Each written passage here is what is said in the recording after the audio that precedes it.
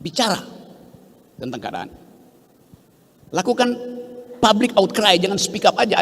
Ada outcry, ada kemarahan yang diucapkan. Tapi tentu itu membutuhkan kecerdasan. Kita marah secara metodologis supaya nggak dianggap kita sekedar membenci pemerintah. Kita marah karena kalkulasi rasional dalam pembuatan kebijakan publik tidak masuk akal. Kemarin ada problem dengan ibu kota sehingga Presiden Jokowi akhirnya jadi agen properti itu. Mau menjual IKN itu pada pengusaha-pengusaha properti di Singapura. Dan saya ngomong dengan beberapa teman di Singapura, mereka bingung. Apa yang dia mau beli? Barangnya nggak ada. Potensi, susah. Yang kita sebut sebagai IKN, sebagai surga, ada air terjun, ada burung terbang kiri kanan, bersih, itu hanya ada di laptop Pak Jokowi. Lalu itu kita mau jujur katakan itu tuh. Jadi kita balik lagi pada tema. Ini tema yang bagus. Saatnya mahasiswa stand up for your right and speak up demi hak-hak masa depan kita tuh. Coba kita bikin ekstrapolasi. Sekarang ada tahun pemilu. Semua orang berharap ada pemimpin yang bisa meneruskan warisan rejim hari ini. Apa warisannya? 1, utang luar negeri. 2, bangsa yang terpecah secara sara, agama, etnisiti itu. 3, demokrasi yang indeksnya turun terus. 4, situasi HAM yang makin lama makin mengkhawatirkan, terutama di Papua tuh. Jadi seluruh problem itu akan Anda hadapi nanti di 2024. Sekarang kita tunggu kampanye apa dari calon pemimpin bangsa tentang isu itu. Saya lihat baca statistik tadi pagi.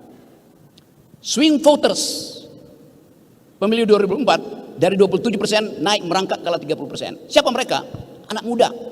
Swing voters artinya anak-anak muda ini nggak tahu mau pilih siapa. Dia tunda coblosannya tuh. Karena dia mau mendengar suara dari UNES, suara dari Abraham Samad. Ya, serius. Anak-anak muda yang disurvei itu, yang 27% tidak memberi poin pada apa yang ada sekarang. Mereka menunggu isu. Waktu di cross tabulasi, apa isunya? Mereka menunggu ada pemimpin yang paham tentang environmental ethics, green economy. Ada pemimpin yang paham tentang global security. 2 isu itu, isu strategis di dunia, bukan cuma di Indonesia. Jadi kalian sebetulnya, kalau saya duga, kalian pasti swing voters yang menunggu pengarahan dari Rocky Gerung. Karena waktu di cross tabulasi, swing voters itu adalah para penonton ILC dan FNN, di mana tiap hari saya ngoceh tentang environmental ethics dan global security problem. Ada tokoh-tokoh agama di situ. Jadi Anda sebetulnya sedang menyumbang pada harapan baru, harus ada pikiran alternatif tentang bangsa ini. Itu yang tidak, kita nggak tahu apa yang dipercakapkan di balik layar koalisi-koalisi itu. Yang seringkali nggak masuk akal. Coba saya kasih contoh bagaimana nggak masuk akal. PDIP misalnya, ide kebangsaan dia adalah keadilan sosial. Keadilan sosial versi apa? Marxisme, kapitalisme, pasti versi sosialistis. Karena Bung Karno anti imperialisme, Ki Hajar Dewantoro anti imperialisme. Maka PDIP ideologi politiknya adalah sosialistik. Lalu Sandiaga Uno diundang untuk jadi cawapres oleh P3. Apakah Sandiaga Uno Muslim? Muslim. Apakah orientasinya Islam? Bukan. Kapitalis. Jadi apa kebutuhan PDIP dengan Sandiaga Uno? Amplop. Itu aja. Sangat pragmatis. Ya. Erick Thohir juga begitu. Apakah Erick Thohir mewakili NU? Tidak. Dia mewakili konglomerasi, mewakili oligarki. Jadi kejujuran itu yang mesti kita pertanyakan hari ini. Nah, saya terangkan itu bukan untuk memprovokasi, karena UNES mengundang saya mengambil risiko juga kan. UNES artinya universitas nekat sekali.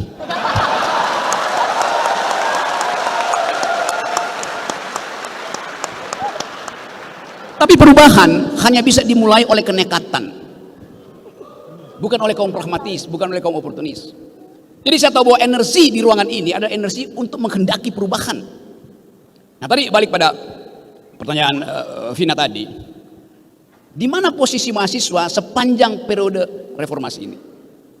Waktu kita mulai reformasi tahun 98, saya bawa mahasiswa saya demo di Semanggi dan di Uber oleh Brimob. Mahasiswa saya masuk ke ruang parkir Atmajaya. Masih di Uber kita lompat pagar, nyampenya di got di belakang Atmajaya. Saya bawa mahasiswa saya, mahasiswa filsafat UI, Teman saya, Khatib Basri, yang kemudian jadi Menteri Keuangan, bawa mahasiswa dia dari Fakultas Ekonomi. Jadi kita dulu membawa mahasiswa kita untuk demo karena menghendaki perubahan. Saya ambil risiko. Banyak dosen yang turun ke jalan membawa mahasiswa sendiri. Rektor bahkan ngompori mahasiswa untuk turun ke jalan. Pada waktu itu zaman Orde Baru. Sekarang zaman reformasi, idenya adalah kampus merdeka, merdeka belajar. Kampus merdeka, tapi rektornya dirantai.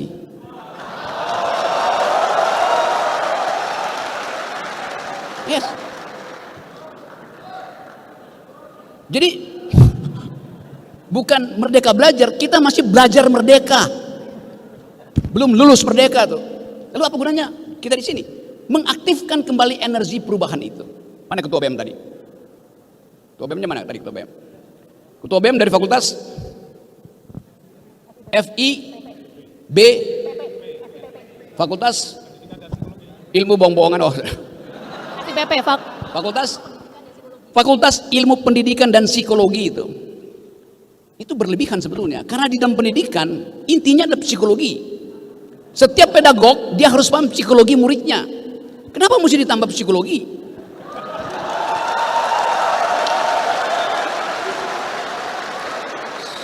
Saya tahu akal-akalannya. Karena kalau hanya disebut fakultas pendidikan, seolah-olah cuma mau jadi guru. Gak ada orang sekarang yang mau jadi guru. Karena gajinya kurang. Sekaligus maka diakalinlah fakultas pendidikan dan psikologi supaya bisa buka klinik konsultasi jadi psikolog misalnya. Tambahan. Sama dengan fakultas ekonomi, ditambah lagi sekarang fakultas ekonomi dan bisnis. Supaya aspek bisnisnya itu lebih kuat daripada ilmu ekonomi. Kan itu intinya kan. Jadi ini permainan-permainan ya ditambah-tambahkan lah supaya kelihatan keren tuh.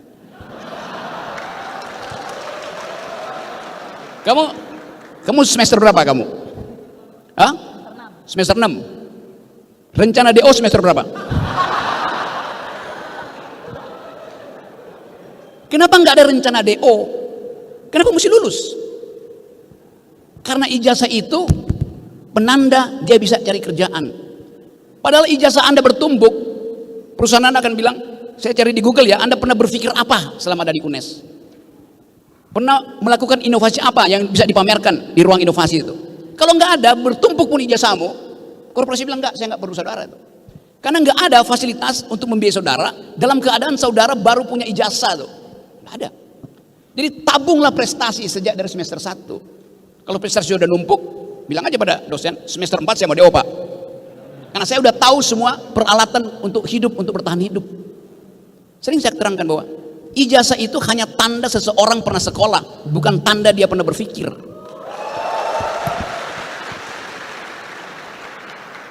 Yang punya ijazah asli aja belum tentu bisa berpikir, apalagi yang ijazahnya palsu. Logika begitu. Tapi saya tahu bahwa profesor-profesor di universitas ini mengabdikan sepenuhnya kehidupannya untuk meningkatkan IQ nasional. Saya tahu itu. Kalau Universitas Indonesia, ya dosennya itu banyak konsultan di luar. Tapi ada tradisi di UNES, Universitas Negeri yang tadinya namanya IKIP, betul ya? Institut Keguruan dan Ilmu Pendidikan. Basis-basis pedagoginya tetap ada di situ. Kesederhanaan, kesetaraan. Jadi sudah betul, kita mulai satu gerakan speak up. Bahkan kita bikin bahwa ini tempat pertama di mana kita bangunkan bangsa ini. Ada wake up call. Bahwa potensi kita untuk tumbuh sebagai bangsa yang berpikir sangat besar. Kenapa? Para pendiri bangsa ini, founding parents kita, jangan bilang founding fathers, itu bertentangan dengan feminisme itu. Founding parents kita atau founding person kita menumbuhkan kebiasaan untuk berdebat. Waktu konstitusi kita dibuat, itu hasil dari percakapan intelektual yang sempurna. Islam bertengkar dengan ide nasionalisme, nasionalisme bertengkar dengan ide komunisme, komunisme bertengkar dengan ide liberalisme. Jadi ada percakapan intelektual yang menjadi asas berdirinya bangsa ini. Dengan kata lain, ada suasana pluralisme dalam pikiran. Karena itu sekarang yang kita dengar NKRI harga mati, mematikan perdebatan. Pancasila harga mati, mematikan interpretasi itu. Begitu sering saya diundang, Pak Rocky, kita mau undang untuk seminar tentang Pancasila. Oke, temanya apa? Pancasila sudah final. Ngapain diskusikan sesuatu yang sudah final? Kekacauan itu terjadi. Jadi sekali lagi teman-teman, Kita ingin agar supaya ada perspektif baru diucapkan dari UNES tentang bangsa itu. Kalau saya tawarkan misalnya, berani nggak teman-teman di UNES memikirkan bahwa Indonesia masa depan bentuknya adalah Commonwealth, bentuknya ada perserikatan, bentuknya ada negara bagian. Takut karena NKRI harga mati. Kenapa takut membayangkan sesuatu yang mungkin lebih lega? Kalau sekarang NKRI harga mati itu kayak bebannya berat betul. NKRI harga mati ini luas, wilayah kita luas sekali. Jumlah pulau kita 17.000, benar nggak?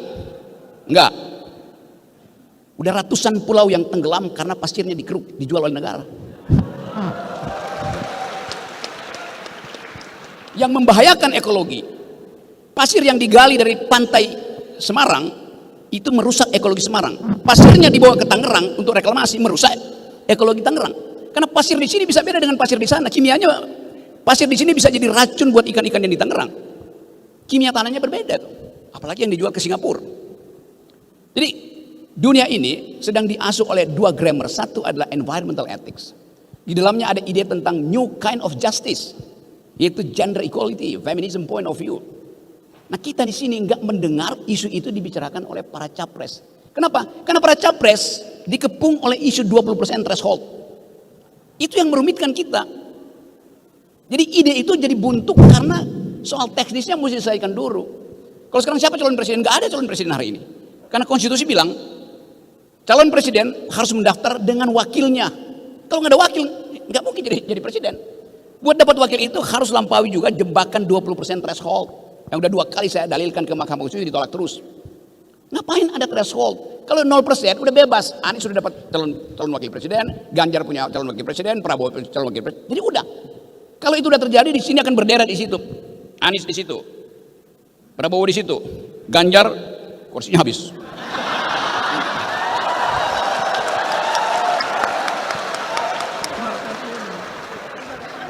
Jadi ini forum akademis. Kita mungkin bisa berikan kritik dalam bentuk satire. Kemampuan kita mengabstraksikan persoalan. Kelucuan itu ada di otak, bukan pada tubuh itu. Nah teman-teman, sebelum beralih menjadi delik, saya mau mengucapkan satu hal bahwa ini bangsa yang sedang berpikir. Nation in thinking, nation in waiting. Jadi sekali lagi saya senang diundang oleh UNES, Universitas Nekat Sekali, dan ASA, Akal Sehat Abraham. Tapi oke, itu pengantarnya, nanti kita bicara panjang lebar. Tapi izinkan saya nanti kira-kira 3:30 saya mesti ke bandara. Karena masih mengurus hal-hal lain yang juga sama, itu isu kebangsaan. Saya kira itu pengantar, nanti silakan diskusi ya. Assalamualaikum warahmatullahi wabarakatuh.